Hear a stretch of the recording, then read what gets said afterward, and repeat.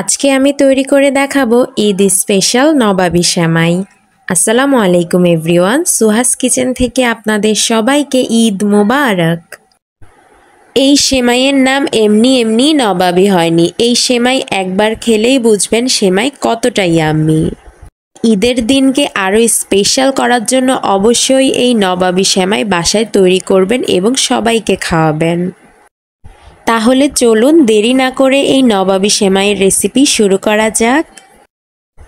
এই নবাবী সেমাইয়ের রেসিপি তৈরি করার জন্য এখানে আমি হাফ কাপ পরিমাণে চিনি নিয়ে নিয়েছি, আরও নিয়ে নিয়েছি পরিমাণ মতো লবণ, কিছু কাজু বাদাম এবং কিছু কাঠবাদাম।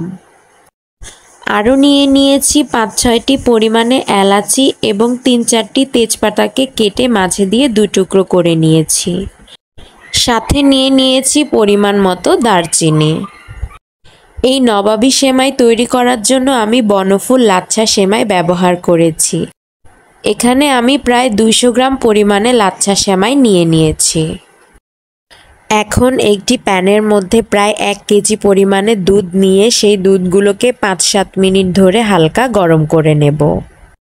দুধ গরম হয়ে গেলে এর মধ্যে এলাচি এবং তেজপাতা দিয়ে দেব।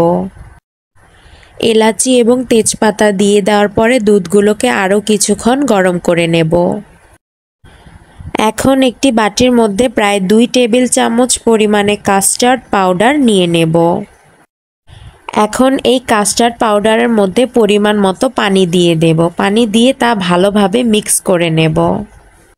অফ ক্যামেরায় আমি কাস্টার্ড পাউডারগুলোর সাথে সামান্য পরিমাণে ফুড কালার ব্যবহার করেছি, যার কারণে এই কাস্টার্ড পাউডারের মিশ্রণের কালার সুন্দর এসেছে।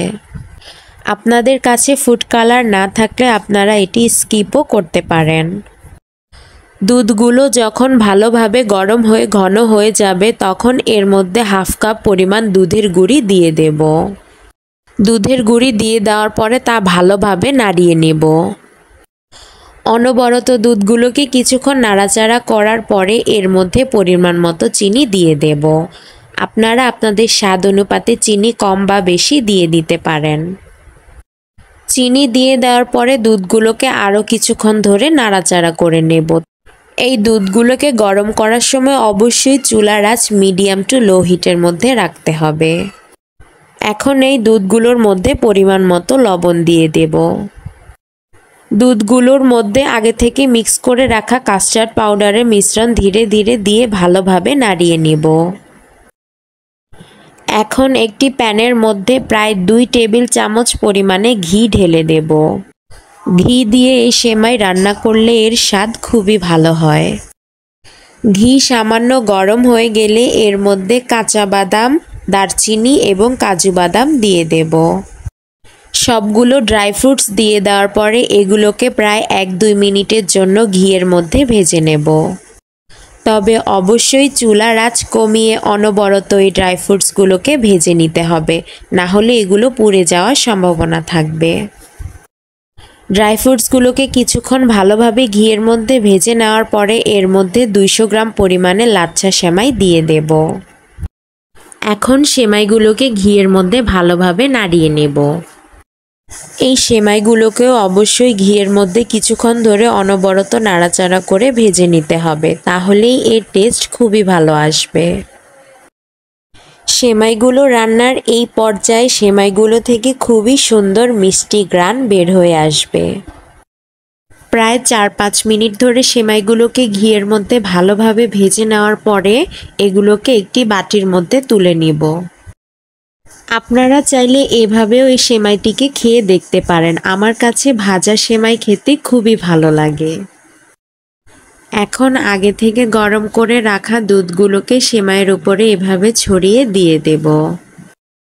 শুধু ঈদেই নয়, বাসায় হঠাৎ করে মেহমান চলে আসলে বা হঠাৎ করে মিষ্টি কিছু খেতে ইচ্ছে করলে এই সেমাইটি খুবই অল্প সময়ের মধ্যে তৈরি করে খেয়ে দেখবেন।